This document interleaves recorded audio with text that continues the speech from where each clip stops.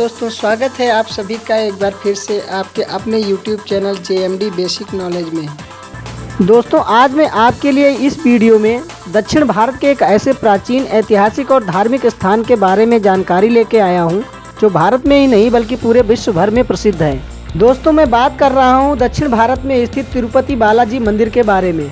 इस वीडियो के अंदर मैं आपके लिए वह सब जानकारी लेके आया हूं, जैसे तिरुपति बालाजी मंदिर का इतिहास, कुछ रोचक जानकारियां और तिरुपति बालाजी मंदिर कैसे पहुंचे और वहां दर्शन के बारे में। तो बने रहिए वीडियो के लास्ट तक। दोस्तों, इससे पहले एक रिक्वेस्ट है आपसे कि अगर आपने अभी तक हमारे चैनल को सब्सक्राइब नहीं किया है तो चैनल को सब्सक्राइब करें और बेल आइकन का बटन जरूर दबाएं। दोस्तों, अगर बात करें तिरुपति बालाजी मंदिर के बारे में तो यह मंदिर दक्षिण भारत के आंध्र प्रदेश के चित्तूर जिले के तिरुपति शहर में स्थित है। दोस्तों, बालाजी का मंदिर तिरुपति शहर से लगभग 25 किलोमीटर की दूरी तिरुमाला पर्वत की 7वीं चोटी पर स्थित है। तिरुमाला की 7वीं चोटी को वेंकटचला के नाम से भी जाना जाता है। दोस्तों, तिरुमाला पर्वत की ऊंचाई समुद्र तल से लगभग 3200 फीट है। वेंकटचला नामक पहाड़ी पर स्थित यह मंदिर दक्षिण भारतीय वास्तुकला और शिल्पकला का अद्भुत उदाहरण है, इसलिए इस मंदिर को 7 ऑफ हिल्स भी कहा जाता है। दोस्तों, तिरुमाला नगर जो पहाड़ के ऊपर ही बसा हुआ है, उसका क्षेत्रफल लगभग 27 वर्ग किलोमीटर में फैला हुआ है। तिरुपति बालाजी का मंदिर हिंदू तीर्थ स्थलों के सबसे प्रसिद्ध मंदिरों में से एक माना जाता है। तिरुपति बालाजी मंदिर को श्रीनिवास और वेंकटेश्वर के नाम से भी जाना जाता है। दोस्तों, हिंदू पुराणों के अनुसार एक बार महर्षि भृगु ने देवताओं में सबसे श्रेष्ठ कौन है यह जानने के लिए उन्होंने भगवान शंकर, ब्रह्मा और विष्णु जी की परीक्षा लेने की सोची। सबसे पहले वह कैलाश पर्वत पर भगवान शंकर के पास गए। उस समय भगवान शंकर जी तपस्या में लीन थे।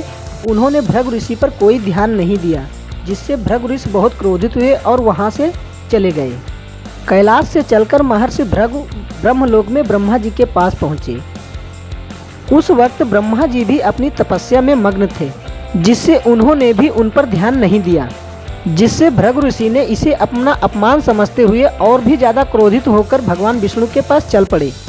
वहां पहुंचकर उन्होंने भगवान विष्णु जी को शेष शैया पर योग निद्रा में लेटे हुए और माता लक्ष्मी जी को उनके चरण दबाते हुए देखा। भगवान विष्णु जी का भी ध्यान उन पर नहीं गया, जिससे भृगु ऋषि के क्रोध की सीमा ही नहीं रही। भृगु ऋषि ने क्रोध में आकर भगवान विष्णु के बाएं वक्षस्थल पर अपनी लात से प्रहार कर दिया।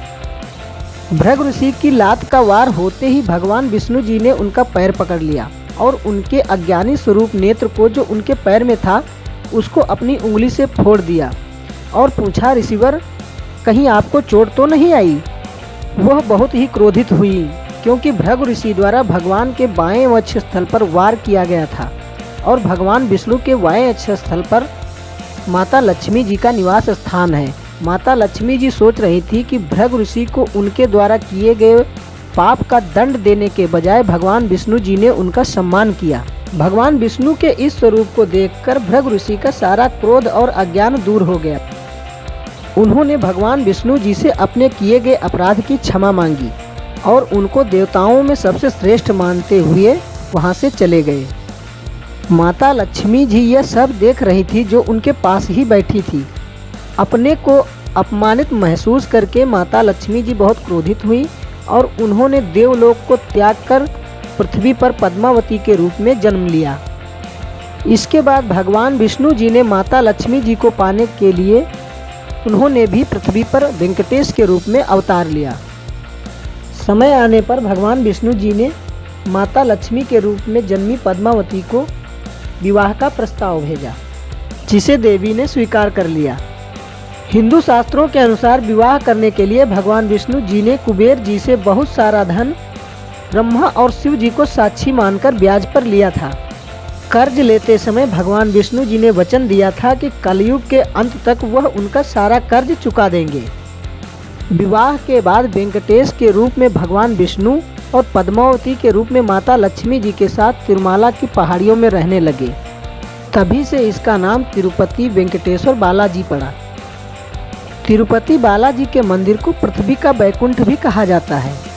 बालाजी मंदिर का निर्माण सन 300 ईस्वी में शुरू हुआ और बाद में समय समय पर अन्य राजाओं ने इसके निर्माण में अपना सहयोग दिया। 18वीं शताब्दी में मराठा जनरल राघोजी भोसले ने मंदिर के रखरखाव के लिए एक ट्रस्ट बनाने का सुझाव दिया। सन 1993 में एक ट्रस्ट की स्थापना की गई जिसका नाम तिरुपति तिरुमाला देवस्थानम रखा गया। चलिए दोस्तों, अब मैं मंदिर के कुछ रोचक तथ्य बताऊंगा जिनको जानकर आप बहुत ही हैरान हो जाएंगे। जब आप मंदिर के गर्भगृह में प्रवेश करेंगे तो आपको ऐसा लगता है कि भगवान श्री वेंकटेश्वर की मूर्ति गर्भगृह के बीच में ही स्थित है।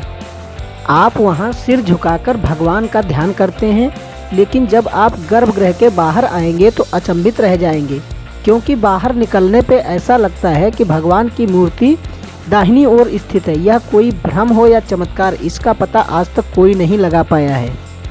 माना जाता है कि भगवान विष्णु के इस रूप में माँ लक्ष्मी जी भी समाहित हैं, इसलिए इस मूर्ति को स्त्री और पुरुष दोनों के कपड़े पहनाए जाते हैं। मंदिर में तिरुपति बालाजी की प्रतिमा बहुत ही आकर्षक है। यह एक विशेष पत्थर से बनी हुई है। यह इतनी अद्भुत है कि ऐसा लगता है भगवान विष्णु स्वयं ही विराजमान हैं। ऐसा देखा गया है कि बालाजी की मूर्ति को पसीना आता है और इस मूर्ति पर पसीने की बूंदें देखी जा सकती हैं, इसलिए इस मंदिर का तापमान कम रखा जाता है। बालाजी के मंदिर से लगभग 25 किलोमीटर दूरी पर एक गांव स्थित है। यह एक ऐसा अनोखा गांव है जिसमें बाहरी व्यक्ति का प्रवेश वर्जित है और इस मंदिर में इस्तेमाल होने वाली चीज़ें जैसे फल, दूध आदि चीज़ें इसी गांव से आती हैं। गुरुवार के दिन बालाजी की मूर्ति से श्रृंगार हटाकर इन्हें स्नान कराया जाता है और चंदन का लेप लगाया जाता है।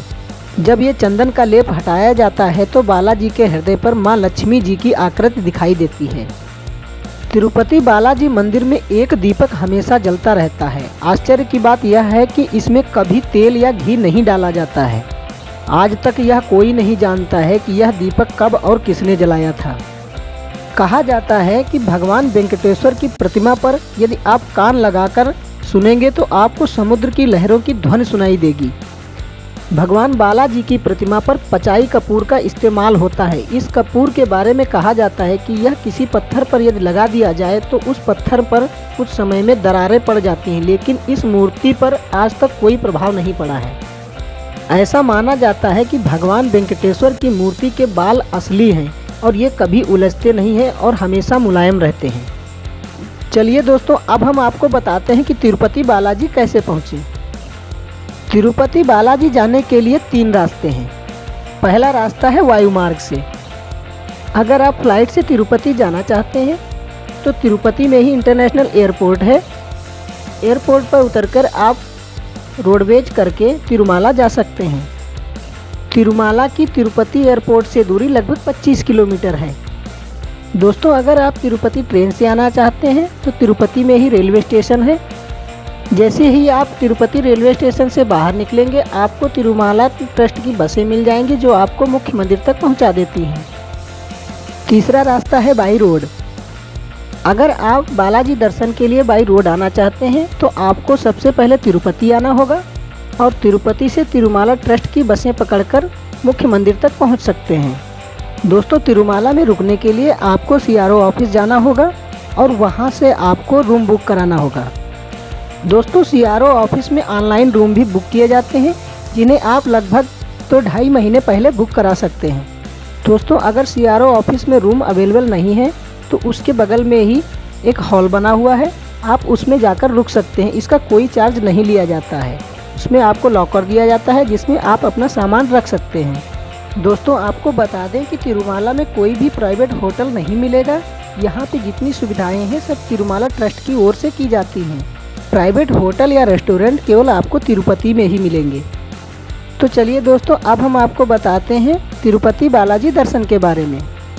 तिरुपति जो लोग जाते हैं वो मुंडन अवश्य ही कराते हैं। दोस्तों, तिरुपति बालाजी के दर्शन करने से पहले आपको मुंडन कराना होगा। मुंडन कराने के लिए आपको बहुत से नाई मिल जाएंगे, लेकिन मुंडन कराने के लिए आपको 10-15 मिनट इंतज़ार करना पड़ सकता है। मुंडन कराने के बाद दोस्तों आप पुष्पक कुंड में स्नान करेंगे। स्नान करने के बाद आप वाराह स्वामी के दर्शन करेंगे। इसके बाद ही तिरुपति बालाजी के दर्शन करेंगे। दोस्तों, आपको बता दें कि तिरुपति मंदिर में जाने के लिए आपको मोबाइल और कैमरा ले जाना मना है। तिरुपति बालाजी दर्शन करने के लिए आपको एक एक्सिस कार्ड बनवाना होगा। एक्सिस कार्ड बनवाने के लिए आपको अपना एक पहचान पत्र, आधार कार्ड, वोटर आईडी या पासपोर्ट देना होगा। एक्सिस कार्ड बनवाने के बाद आप तिरुपति बालाजी के दर्शन करने के लिए लाइन में लग सकते हैं। तिरुपति बालाजी के दर्शन करने के लिए आपको पूरे एक दिन का समय लग सकता है, क्योंकि यहाँ पर काफ़ी भीड़ होती है।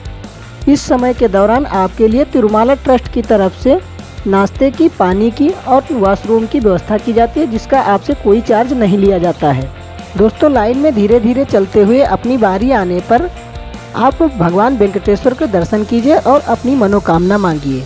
दोस्तों, तिरुपति बालाजी मंदिर में दर्शन करने के बाद जब आप बाहर निकलते हैं तो आपको एक लड्डू मंदिर मिलता है। यहाँ के लड्डू बहुत प्रसिद्ध हैं, आप टोकन लेकर लड्डू ले सकते हैं। अगर दोस्तों बात करें हम खाने की, तो यहाँ पर तिरुमाला ट्रस्ट की ओर से सुबह 7 बजे से 9 बजे तक नाश्ता मिलता है और 9 बजे से फिर 4 बजे तक लंच मिलता है और फिर 1 घंटे के ब्रेक के बाद 5 बजे से 10 बजे तक भोजन मिलता है। यहाँ पर आकर बालाजी का प्रसाद जरूर ग्रहण करें, जिसका आपसे कोई भी चार्ज नहीं लिया जाता है। और इस तरीके से हमारी संपूर्ण होती है तिरुपति बालाजी की यात्रा। दोस्तों, आपको यह वीडियो कैसा लगा कमेंट में हमें ज़रूर बताएं। और हाँ, अगर आपने अभी तक हमारे चैनल को सब्सक्राइब नहीं किया है तो सब्सक्राइब कर लें और बेल आइकन का बटन ज़रूर दबाएं। मिलते हैं अगली वीडियो में कुछ नई जानकारी के साथ। तब तक के लिए टाटा बाय बाय।